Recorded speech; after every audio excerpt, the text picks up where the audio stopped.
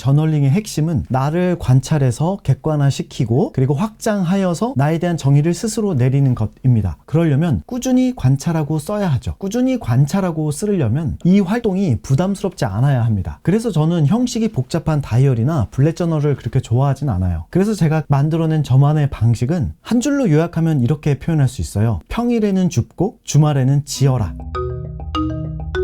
결론부터 말씀드리자면 일기쓰기는 5가지의 목적 중에서 자기에 맞는 목적을 고르고 4가지의 형식 중에서 자기에게 맞는 형식을 취하는 겁니다. 이 5가지와 이 4가지를 잘 조합해서 찾았을 때 자기만의 일기 형식을 찾을 수 있는 거죠. 그럼 지금부터 새해가 되면 꼭 해봐야지 하는 것 중에 하나가 일기쓰기입니다. 그래서 그런지 새해가 되면 이 채널의 첫 번째 콘텐츠이자 만든 지 5년이 다 되어가는 일기쓰기 17년차 노하우 대방출이란 영상이 아직도 댓글이 달리며 사랑을 받고 있어요. 또 한편으론 이런 연락도 자주 받습니다. 우기님, 작년엔 이런저런 사정으로 못 썼는데 올해는 다시 써보려고요. 왜 일기쓰기라는 결심을 항상 작심삼일로 끝내는 걸까요? 5년 전 영상에서 핵심 내용은 이 저널링을 하는 데 있어서 단 한 가지 방법만 있는 것이 아니라 내 목적과 형식에 맞춰서 다양한 방식의 쓰기를 할 수 있다라는 거였고요. 지금도 이 영상 내용에 동의를 하냐? 라고 물어보신다면 그렇다 라고 대답을 할 겁니다. 다만 이제 막 시작하려고 하는 분들, 이 초보 분들한테는 너무 도움이 되는 내용이었지만 기록을 해봤던 경험이 있다든지 하다가 포기했던 분들, 지금 매너리즘에 약간 빠지고 있는 분들에게는 그닥 도움되진 않을 것 같다라는 생각이 들었어요. 그래서 지난 영상이 입문자나 초보들을 위한 영상이었다면 이번에는 유경험자, 중급 이상의 분들, 다음 단계로 넘어가 보고 싶은 분들을 위한 레벨 2 영상이라고 보시면 되겠습니다.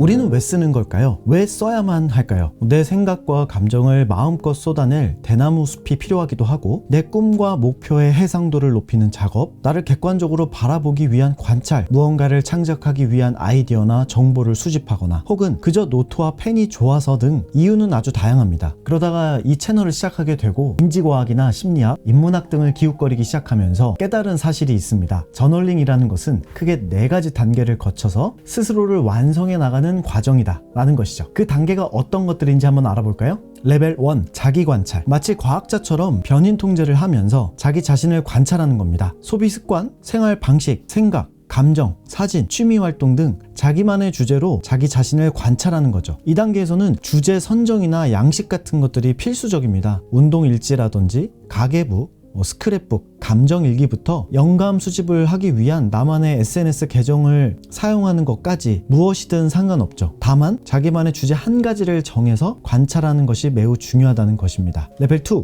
자기 객관화. 이제 자신의 데이터가 쌓였으면 그걸 바탕으로 자기를 객관화해서 바라보는 겁니다. 내가 상상하는 나, 실제의 나 사이에 차이가 있는지, 애정이나 관심이 없는 제3자 입장에서 나는 어떤 사람인지 등을 객관적으로 바라보는 노력이죠. 이때 필요한 것은 질의응답 형식입니다. 스스로 묻고 답하고 잠시 생각하고 다시 묻고 답하고 생각하는 패턴을 반복하면서 바라보는 것이죠. 때로는 쓰지 않고 머릿속에 담아두고 생각만 하거나 답을 모를 때는 답이 나올 때까지 프리라이팅으로 막 써보는 시간도 필요하고요. 이때 중요한 것은 자기 자신에 대한 질문이나 대답을 포기하지 않는 것입니다. 레벨 3, 자기 확장. 이제부터는 모험을 떠나는 단계입니다. 내가 무엇을 할 수 있고 어떤 잠재력을 갖고 있는지를 좀 알아보는 과정이죠. 이때 유용한 방식은 가설 검증 사고입니다. 나에 대한 가설을 한번 세워보고 실제로 실험을 해본 뒤에 그에 대한 리포트를 작성하는 것이죠. 프로젝트 방식으로 노트를 쓰는 방법입니다. 예를 들어 나는 내향적인 사람이야 라는 가설을 세워놓고 실제로 내향적인 사람도 만나보고 외향적인 사람들도 만나보면서 내가 어떻게 반응하는지, 어디서 더 즐거움이나 흥미를 느끼는지 등을 체크한 뒤에 리포트로 남겨놓는 것이죠. 이것은 마치 여행하듯이 삶을 바라보는 것과 비슷합니다. 한 곳에 머무르는 것이 아닌 이곳에서 저곳으로, 저곳에서 또 다른 곳으로 유유히 떠나다니는 것이죠. 우리가 도달할 수 있는 마지막 최종 단계는 자기 정의 단계입니다. 저도 지금 이 단계를 가기 위해서 열심히 노력하고 있고 실험을 해보고 있는 상황인데요. 이 단계에서는 나의 존재와 삶의 방식을 스스로 정의하는 건데요. 예를 들면 전모씨, 40대 유튜버, 어떤 회사의 팀장, 누군가의 자식, 누군가의 부모가 아닌 스스로 자신의 존재를 정의하는 것이죠. 참고로 요즘 저는 저를 이렇게 정의합니다. 노트와 펜으로 생각하길 좋아하는 창작자, 전지욱이란 캐릭터를 만들어가는 라이프 스크립터. 이 단계에 다다르면 어떤 방식으로 기록을 하게 될까요? 이때부턴 도구의 노예가 아닌 도구의 주인이 돼서 노트, 펜, 양식 같은 것들로부터 자유로워지기 시작합니다. 유연하고 열린 마음으로 나와 노트를 대하게 되죠. 물론 주인이 된다는 것은 권리만 누리는 것이 아닌 자신의 선택에 따른 책임도 가져야 하는 것이죠. 나에게 들어오는 모든 정보나 이야기들을 따져보고 의심해보고 비판적으로 바라보면서 나만의 정의를 내리고 그것을 행동으로 표현하는 귀찮음이 따르기도 합니다. 그럼에도 불구하고 삶의 주도권을 갖는다는 면에서는 매우 이상적인 단계죠.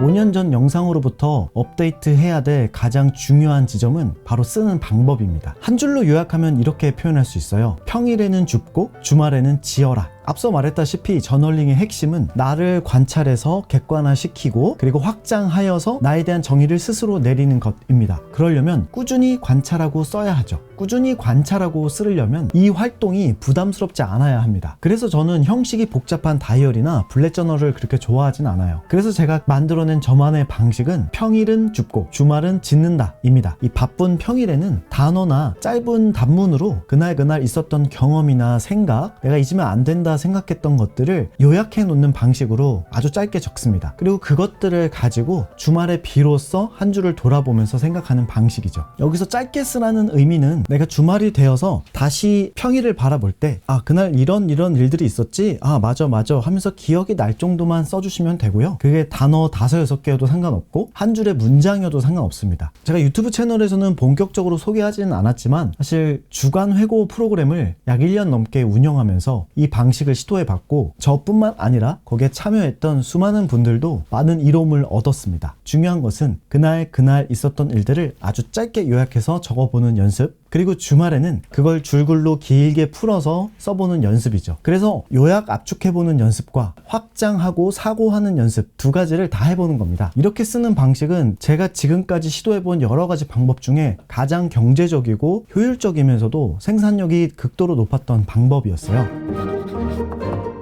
요리사가 요리를 할 때 식재료를 가지고 칼, 냄비, 펜이란 도구를 활용하여 요리를 완성합니다. 저널링을 할 때는 나라는 사람의 경험을 재료로 하죠. 그럼 그때 도구는 어떤 걸까요? 펜과 노트라고 생각하시나요? 물론 그것도 물리적 도구이긴 합니다만 제가 생각했을 때 저널링의 도구는 바로 시간입니다. 정확히 과거의 나, 현재의 나, 미래의 나죠. 우리가 회고라는 걸 할 때는 현재의 나가 과거의 나를 보면서 비판하거나 추억하며 깨닫는 것들이고요. 어떤 의사결정을 위해서 고민할 때 쓰는 것들은 현재의 내가 미래의 나를 바라보며 상상하고 예측하는 것이죠. 그런 의미에서 보면 저널링은 이 시간이란 걸 물리화시키는 과정 같아요. 그래서 반드시 꾸준히 기록을 해야 하고 과거와 미래를 왔다 갔다 하면서 나에 대한 다양한 관점을 길러야 합니다. 그럼 어떻게 쓰냐고요? 바로 이런 질문들을 던져보는 겁니다. 과거의 나를 바라볼 때는 그때는 맞고 지금은 틀린 게 뭐지? 현재의 나를 바라볼 때는 미래의 내가 후회하지 않으려면 지금 무엇을 어떻게 해야 할까? 미래의 나를 바라볼 때는 구체적이고 현실적으로 상상해 본다면 2026년 몇 월 며칠에 나는 어떤 상태일까? 라고 물어보는 것이죠. 이 과정에서 우리는 인간만이 갖고 있는 아주 뛰어난 재능 중에 하나인 시간 상상력을 활용하게 됩니다. 이 시간을 상상하는 능력은 동물들도 갖고 있긴 하지만요, 인간처럼 몇 억만 년 전 과거부터 내 삶이 끝난 이후의 시간까지도 생각해 보는 상상력을 갖고 있는 동물은 없습니다. 그런 의미에서 우리가 갖고 있는 이 시간에 대한 상상력은 매우 훌륭한 지적 도구이죠. 물론 그 훌륭한 지적 도구를 잘 담아내려면 이 물리적인 그릇인 노트도 필요하긴 합니다. 특히 제가 앞서 말씀드렸던 평일은 줍고 주말은 짓기 위한 노트는 그렇게 많진 않습니다. 그래서 제가 이런 노트까지도 만들기도 했고요.